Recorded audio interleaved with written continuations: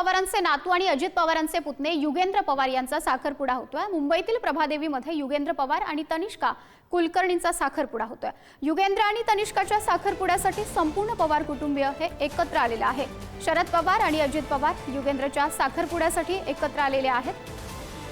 मुंबईतील प्रभादेवीमध्ये युगेंद्र पवार यांचा साखरपुडा पार पडतोय। प्रतिनिधी धनंजय दळवी आपल्याशी जोडले गेलेले आहेत। अधिकची माहिती घेऊयात।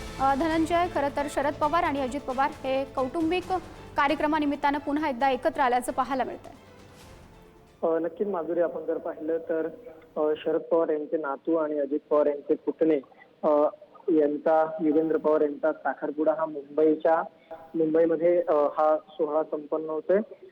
तनिष्का कुलकर्णी यांच्याच निवासस्थानी, त्यांच्या होणाऱ्या पत्नी यांच्याच निवासस्थानी हा समारंभ जो आहे तो पार पडतो। आणि या समारंभासाठी उपमुख्यमंत्री अजित पवार हे सहकुटुंब पोहोचलेले आहेत, तर शरद पवार सुद्धा सहकुटुंब या ठिकाणी पोहोचलेले आहेत। त्याचबरोबर सुप्रिया सुळे सुद्धा या ठिकाणी सहकुटुंब आलेले आपल्याला पाहायला मिळतं। त्यामुळे एकंदरीत पवार कुटुंबीय जे आहेत ते एकत्रित आल्याचं आपल्याला पाहायला मिळतं। फक्त या सगळ्यामध्ये अनुपस्थित जे आहेत ते रोहित पवार आहेत। रोहित पवार या कार्यक्रमाला आलेले नाहीयेत। हे आतापर्यंत तरी ते या कार्यक्रमासाठी पोहोचलेले नाहीयेत।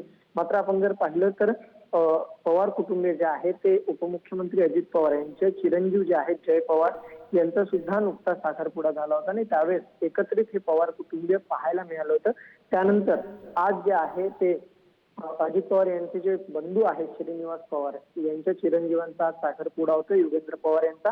आणि त्यानिमित्ताने आज पवार कुटुंबीय जे आहेत ते पुन्हा एकदा मुंबईमध्ये एकत्रित आल्याचं पाहायला म्हणजे सहकुटुंब जे पवार कुटुंबीय आहे ते या समारंभासाठी पोहोचलेला आहे। आणि यामध्ये आपण जर पाहिलं तर आज युगेंद्र पवार आणि तनिष्का कुलकर्णी यांचा साखरपुडा हा पार पडतो आणि त्यासाठी हे सर्व पवार कुटुंबीय जे आहेत ते एकत्रित आल्याचे चित्र आपल्याला पाहायला मिळते। माधुरी, नक्कीच धनंजय, धन्यवाद दिलेल्या सर्व माहितीसाठी।